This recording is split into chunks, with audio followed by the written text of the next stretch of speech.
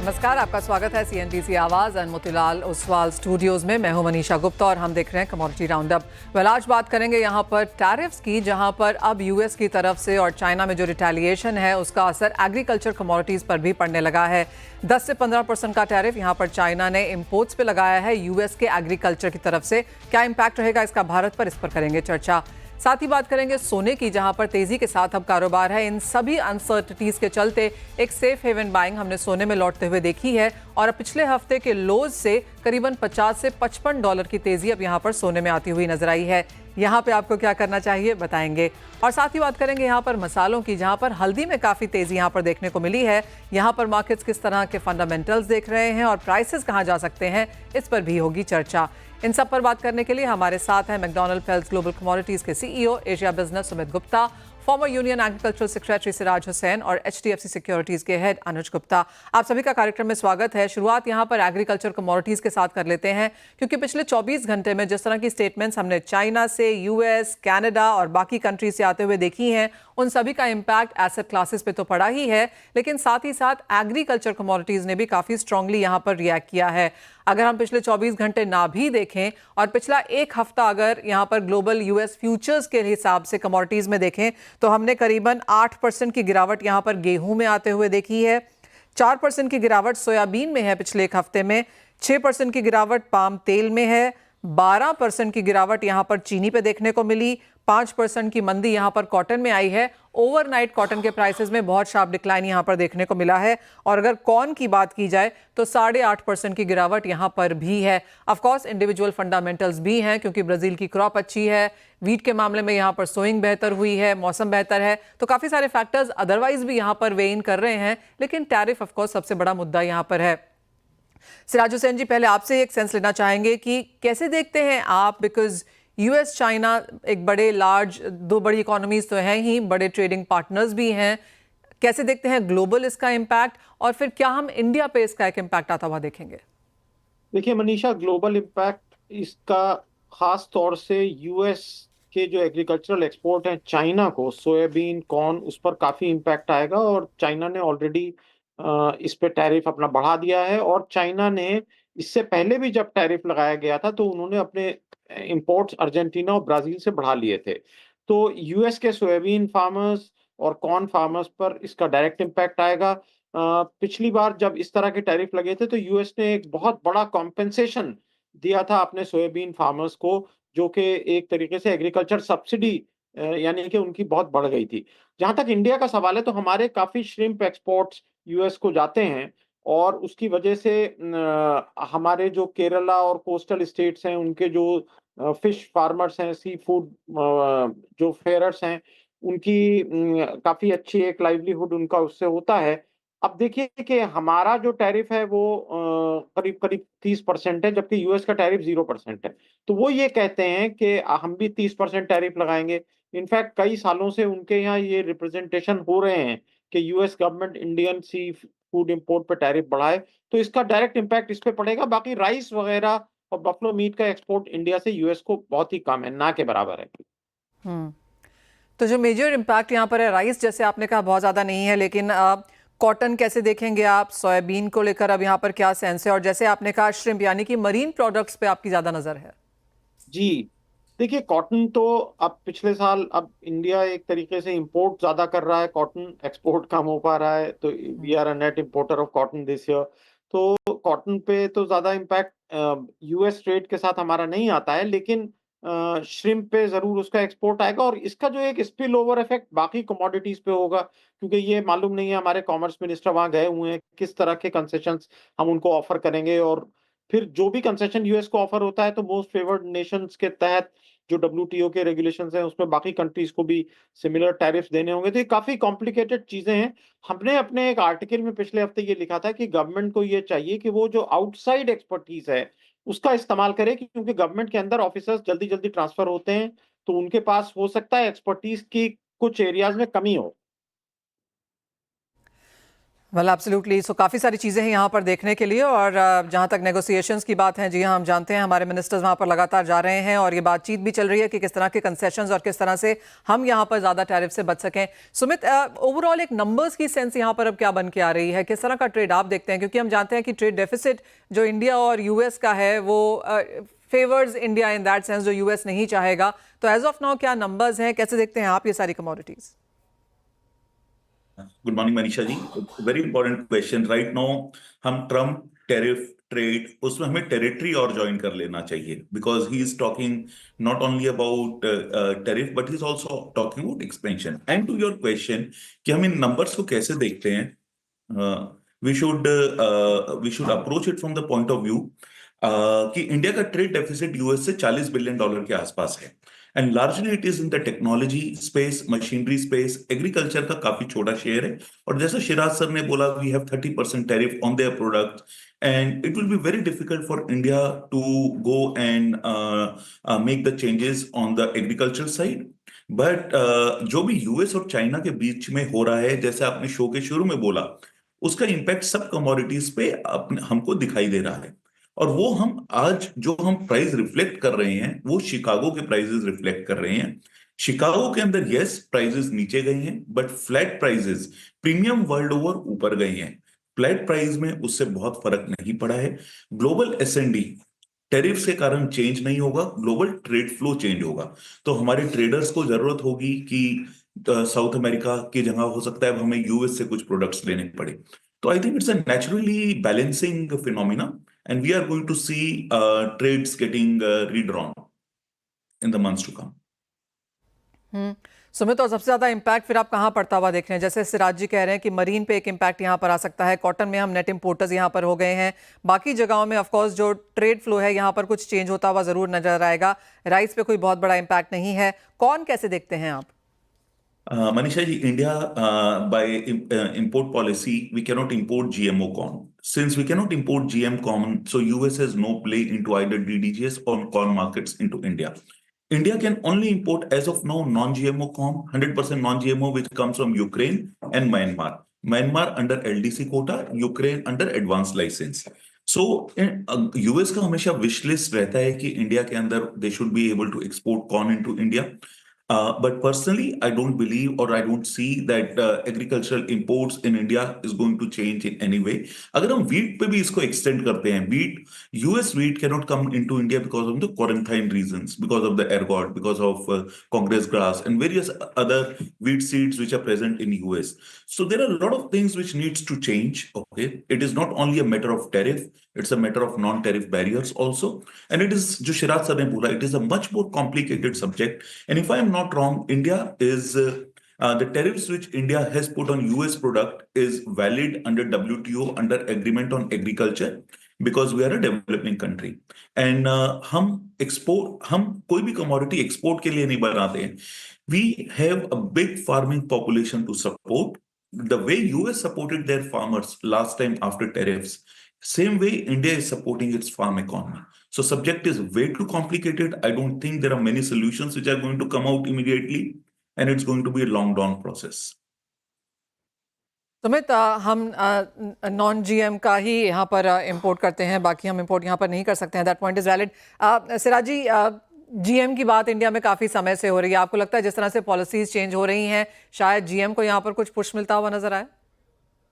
देखिए, already India ने क्रिस्पार technology को तो अलाउ किया हुआ है, तो यानी कि एक स्टेप तो हम आगे ऑलरेडी बढ़ चुके हैं। अब जहां तक सवाल एक वीट इंपोर्ट की बात कही गई, तो 2006 और 2007 में जब वीट इंपोर्ट हो रहा था, हम उस सब्जेक्ट से डील कर रहे थे मिनिस्ट्री ऑफ फूड में, तो काफी यूएस प्रेशर होता था कि हमसे आप वीट लीजिए, लेकिन जो सर्टिफिकेशन हमें चाहिए वो सर्टिफिकेशन उनकी एजेंसीज देने को तैयार नहीं थी कि हमारा वीट फ्री है, और वो सर्टिफिकेट रशिया और यूक्रेन और ऑस्ट्रेलिया ने दे दिया था। तो अब अगर वीट इंपोर्ट होता है, अभी ऐसा लग नहीं रहा है, क्योंकि जैसा कि हमने देखा गोवा की कॉन्फ्रेंस में जो फ्लावर मिल फेडरेशन की थी, कि अभी तक जो सिग्नल्स मिल रहे हैं उसके हिसाब से वीट का प्रोडक्शन कुछ ज्यादा इफेक्टेड नहीं है। तो मुझे नहीं लगता कि वीट इंपोर्ट फौरन होने वाला है। ओके अब एक फाइनल सवाल आप दोनों से ही, और सिराज जी आपसे पहले, एवरी डे यहाँ पर कोई नई चीज़ है रिएक्ट करने के हिसाब से, और हमने देखा है सारी एसेट क्लासेस उसको रिएक्ट करती हुई नजर भी आ रही हैं। पिछले 24 घंटों में ही हमने यूएस की तरफ से, कनाडा की तरफ से, even Ukraine for that matter, वहाँ से चाइना की तरफ से रिटेलिएटरी मेजर्स आते हुए देखे हैं। आने वाले समय में क्या देखना चाहिए यहाँ पर इन्वेस्टर्स को, क्योंकि हर तरीके से हर एसेट क्लास में जिस तरह की यहाँ पर मूवमेंट है, किस पर नजर होनी चाहिए? देखिए, ये तो बड़ा अनसर्टेन एटमॉस्फेयर इस वक्त क्रिएटेड है। यानी कि एक तरफ तो स्पीच में और प्रेसिडेंट ट्रंप के बयानात से ये लग रहा था कि टैरिफ इंप्लीमेंट होने वाले हैं, लेकिन फिर सुबह सीएनबीसी का ही एक ट्वीट देखा कि यूएस ने कहा है कि हमारा एग्रीमेंट होने वाला है टैरिफ पे कनाडा और मेक्सिको से। तो ये बड़ा मुश्किल है इससे कोप अप कर पाना। हमें लगता है कि इंडिया की पॉलिसी ठीक है कि हम एक स्टेबल तरीके से बातचीत करने की कोशिश कर रहे हैं, और जिससे कि हम किसी एग्रीमेंट पे पहुंच जाएं, बजाय इसके कि हम फौरन एक टैरिफ अनाउंस कर दें और फिर उसके बाद निगोशिएट करें। Well absolutely. सुमित, आपकी क्या सेंस है, क्या देखना होगा इस वक्त, और क्या आप यही कहेंगे कि डे टू डे यहाँ पर जिस तरह की मूवमेंट है, cautious sideways approach perhaps best है? निशा जी, मैं इसको दो शब्दों में बोलूंगा। एक, there is a Greek saying, the strong do what they can and weak suffer as they must. और हमारे रामधारी दिनकर जी ने उसका जवाब दिया था, क्षमा शोभती उस जन को जिसके पास गरल है। That means you need to be strong to see through these activities. Okay, you don't need to react on day-to-day basis. Okay, time is the biggest healer in these subjects. These are negotiation tactics, and we are a strong country. And US, if they need to fight China and they need to fight their neighbors, they need countries on their side also. Okay, and people are our biggest asset. So I don't think US is going to come after China, India, and Russia together in one go. So from that point of view, we are on a strong footing. Alright, तो Indian policies जहाँ तक हैं ज़्यादातर aligned हैं, और बहुत ज़्यादा कोई बड़ा इम्पैक्ट होगा ऐसा लगता नहीं है। और जैसे सिराज जी ने कहा भी कि हमारे मंत्री वहाँ पर हैं और कुछ नेगोशिएशंस वहाँ पर हैं, कुछ कंसेशंस वहाँ पर मिलने की बात है।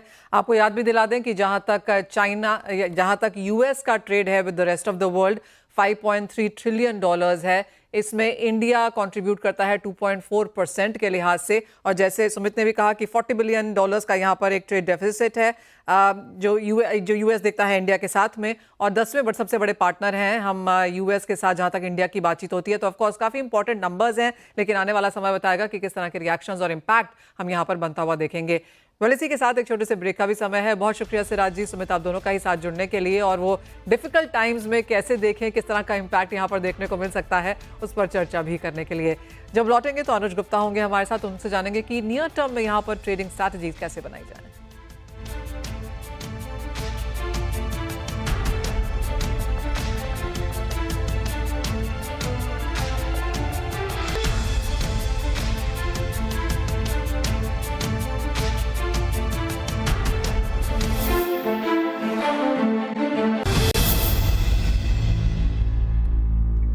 हमारे साथ अब एचडीएफसी सिक्योरिटीज़ के हेड ऑफ कमोडिटीज़ अनुज गुप्ता हैं। अनुज, नमस्कार। और डिफिकल्ट टाइम्स में स्ट्रैटेजीज कैसे बनाएं, वो एक और डिफिकल्ट क्वेश्चन है, लेकिन शुरुआत यहाँ पर सोने के साथ करना चाहेंगे, जहाँ पर कुछ सेफ हेवन बाइंग हमने सपोर्टेड बनते हुए देखी है।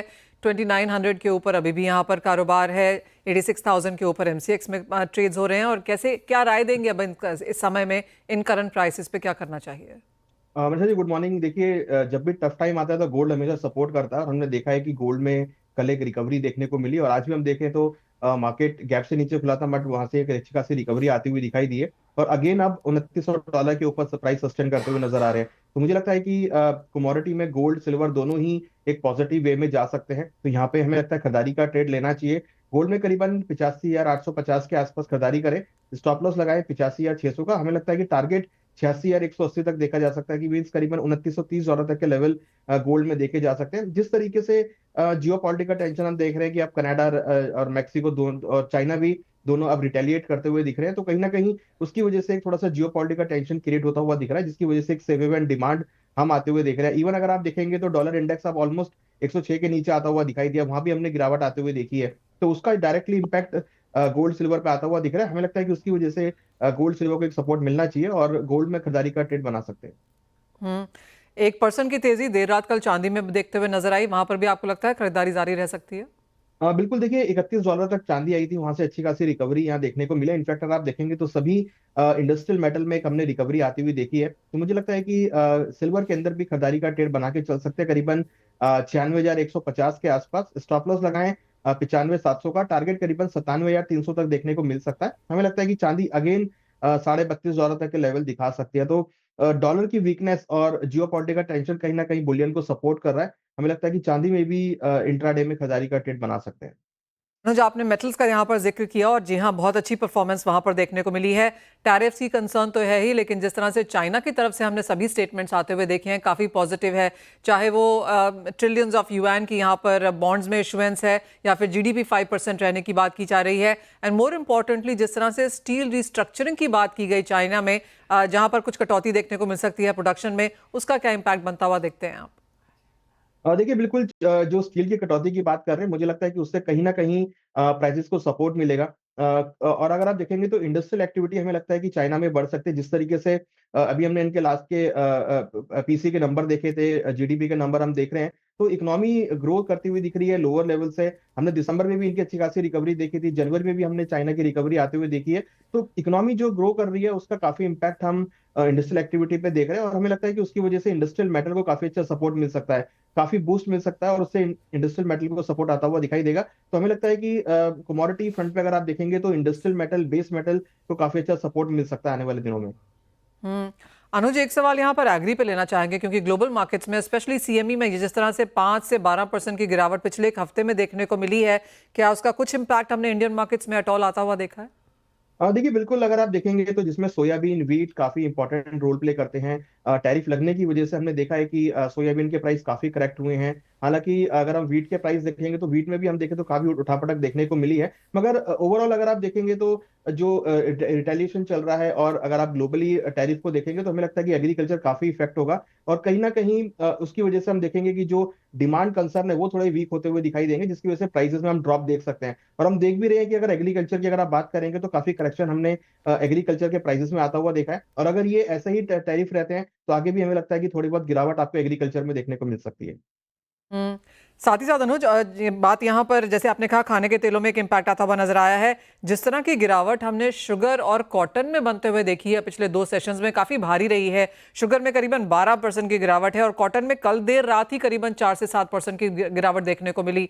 Indian markets of course global market से यहाँ पर क्यूज देते हैं, स्पेशली कॉटन में।